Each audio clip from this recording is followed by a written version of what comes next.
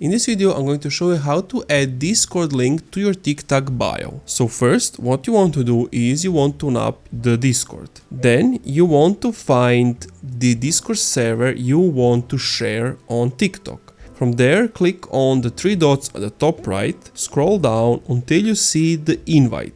From here, just copy the link. Once you have copied the link, navigate to your TikTok app on profile and then click on edit profile. Now, under bio, unfortunately, you can add a link, but it won't be a clickable link.